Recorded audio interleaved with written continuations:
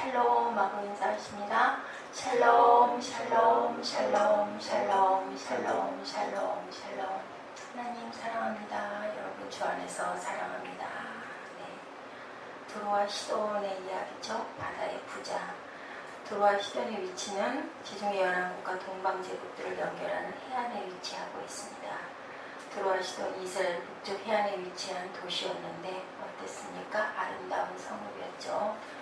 굉장히 그것은 바다 위에 떠있는 해상 도시였으면 얼마나 아름답겠습니까? 그리고 그렇기 때문에 교만했던 것 같습니다. 에스겔 29장 4절에서 5절에 두로의 부와 교만에 대해서 이야기하고 있습니다. 그리고 또한 무역을 통한 그 부가 더 커졌던 그런 곳이네요. 지중해 연안 국가들의 사람들과 동방제국 사람들이 오고 가는 동시에 양쪽 문명의 물건들이 왕래함으로 두로와 시돈은 돈을 많이 벌었죠. 두로와 시돈은 많은 부를 취함으로 인하여 결국은 사치했고 그럼으로 인하여 멸망할 수밖에 없었던 저희에게 하는 하나님의 말씀입니다. 우리가 그런 이야기들이 있죠. 있으면서 하나님을 잘 믿고 섬김을 잘하는 사람은 참 그 믿음이 대단하다. 염려할 게 아무것도 없고 걱정할 게 없고 부족할 게 없는데도 보통 우리는 예수 믿어서 복을 좀 받고 싶어서 예수 믿는 그러한 마음들, 바알의 마음들이 많은데 정말로 하나님을 사랑하는 그 마음이 커질 수가 없는 부한 그러한 사치한 그러한 곳이었습니다. 물이 범람하죠. 부자에게 미칠 화역에서 얘기하고 있습니다. 물심판이 창세기 6장 17절에 나와 있죠. 물가물에 던져질 것이다. 에스겔 26장 12절입니다.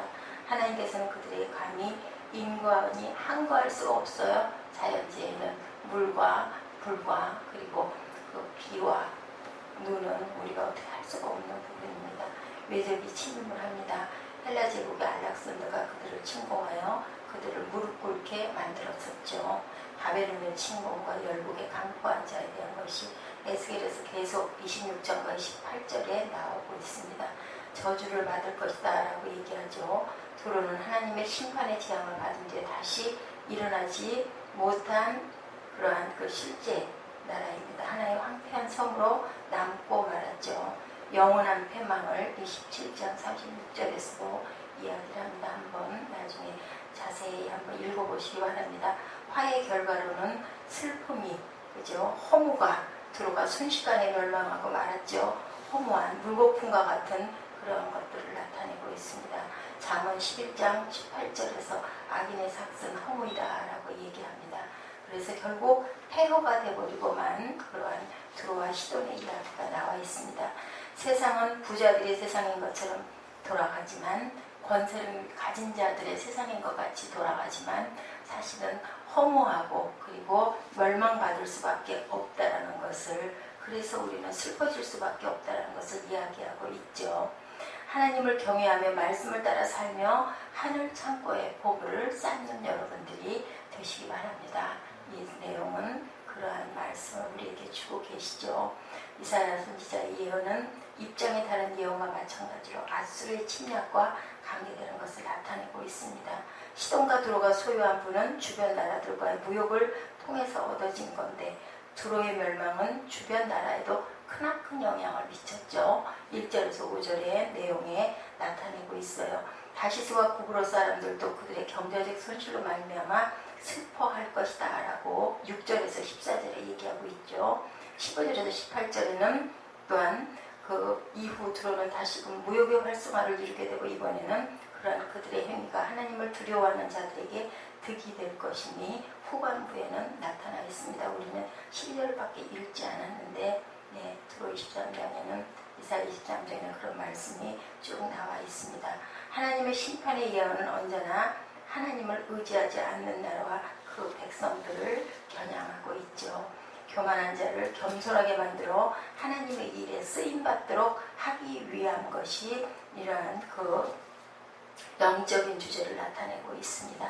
다시스와 시돈 등도 이러한 두로의 막강한 부의 영향을 받아 동일한 풍요로움을 누리고 있었던 건데 하나님께서는 두로의 영광을 욕되게 하시고 두로를 세상의 존귀한 자의 멸시를 받는 나라가 되게 할 것이라는 그런 말씀. 두로가 타락하여 하나님의 은혜를 알지 못하는 나라가 되어버렸기 때문에 이렇게 나타내고 있습니다.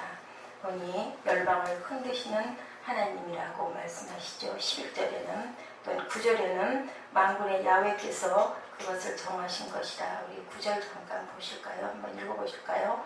만군의 여호와의 정하신 것이라. 모든 영광의 교만을 욕되게 하시며 세상의 모든 존귀한 자로 멸시를 받게 하려 함이라 라고 얘기하고 있습니다. 네, 풍성한 유혹적인 도시가 이렇게 삽시간에 망할 수밖에 없는 것. 세상 사람들이 누리던 영화를 욕되게 하시고 교만한 자가 멸시를 받게 한다.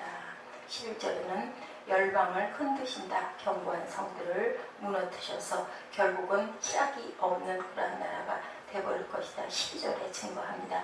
이르시되 너 학대받은 처녀 딸 시온아 내게 다시는 희락이 없으리니 일어나 기띔으로 건너라. 거기도 평안을 얻지 못할 것이다 라고 얘기하죠. 정말 역사적으로 희락이 없고 평안이 없었다라고 나타나 있습니다. 교만은 패망의 선봉이요 거만한 마음은 넘어짐의 앞잡이입니다. 몇 번을 얘기하지 않아도 여러분들 다 아실 겁니다. 본문 1절에서 자기 백성을 위해서 행하시는 일들에 대해서 전하고 있죠. 여호와여 주는 나의 하나님이시라. 내가 주를 높이고 주의 이름을 찬송하리니 주는 기사를 옛적에 정하신 뜻대로 성실함과 진실함으로 행하였습니다 라고 이야기하고 있습니다. 400년 동안 여호와는 이스라엘 백성들이 하나님의 전능하심과 전적인 은혜로 홍해를 건넌 후에 노래를 불렀는데 출애굽기 15장 2절에도 이렇게 증거합니다. 여호와는 나의 힘이요. 여호와는 나의 힘이라고 얘기하고 있죠. 나의 구원이시고 나의 찬송할 것이다. 여호와는 나의 하나님이다. 시편 18편에도 여호와는 나를 건지시는 이시오 나의 하나님이시다 라고 이야기하는 부분들이 나와 있습니다.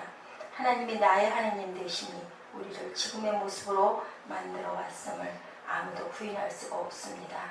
성실하심과 진실하신 성품이 우리를 인도하고 계신다. 나의 하나님은 나를 창조하고 인도하신 분이시다. 성읍은 견고해질 것이다 라고 얘기합니다. 성읍이 견고해질 것이며 또한 외인의 궁성 등은 모두 이스라엘 백성을 대적하던 적의 성읍들이었는데 다시는 도시의 역할을 못하게 된다라는 그런 말씀을 계속 전하고 있죠. 산은 하늘의 시온이고 예루살렘을 가리키는 말입니다. 거기에 잔치가 배설되는데 초대하시는 분은 하나님이시고 초대를 받는 사람은 세계 만민이다.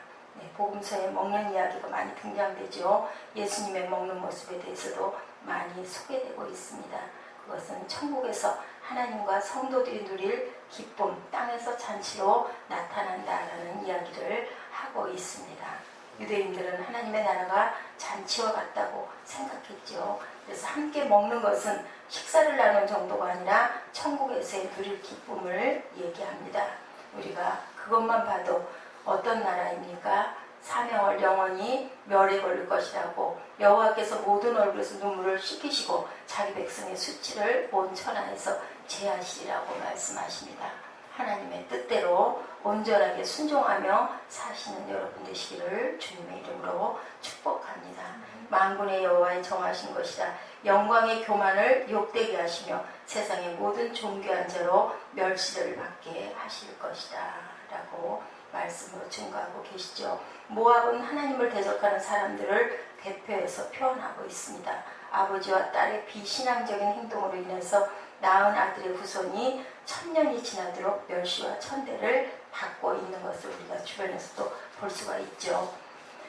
또한 많은 이단들이 지금도 나타나고 있습니다. 우리가 항상 하나님이 우리에게 베푸시는 십자가의 피를 기억하고 항상 우리가 절기가 올 때마다 사순절이 또한 시작될 때 이럴 때도 하나님의 그 깊은 은혜와 뜻을 생각하는 저와 여러분 되시기를 주님의 이름으로 축복합니다. 인간의 영화는 어때요? 결국은 쇠할 수밖에 없다.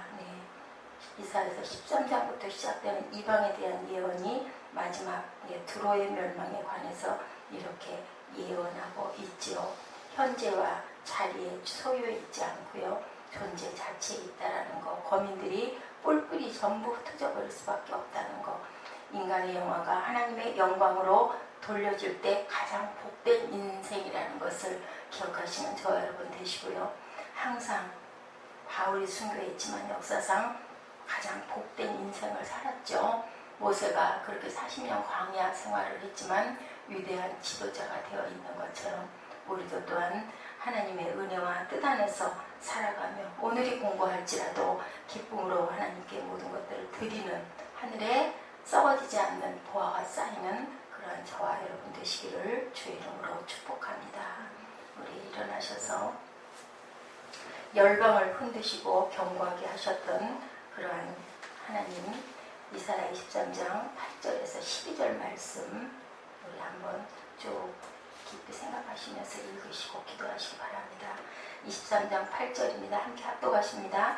멸관을 씌우던 자여 그 상보들은 방백이요 그 무역자들은 세상의 존귀한 자이던 두로에 대하여 누가 이 일을 정하였느뇨. 만군의 여호와의 정하신 것이라. 모든 영광의 교만을 욕되게 하시며 세상의 모든 존귀한 자로 멸시를 받게 하려 하시니라. 딸 다시스여 날강이 너희 땅에 넘칠지어다. 너를 속박함이 다시는 없으리라.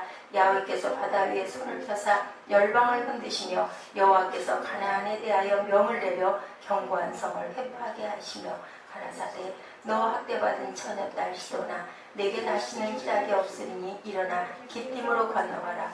거기서도 내가 평안을 얻지 못하리라 하셨느니라. 아멘. 기도하시기 바랍니다.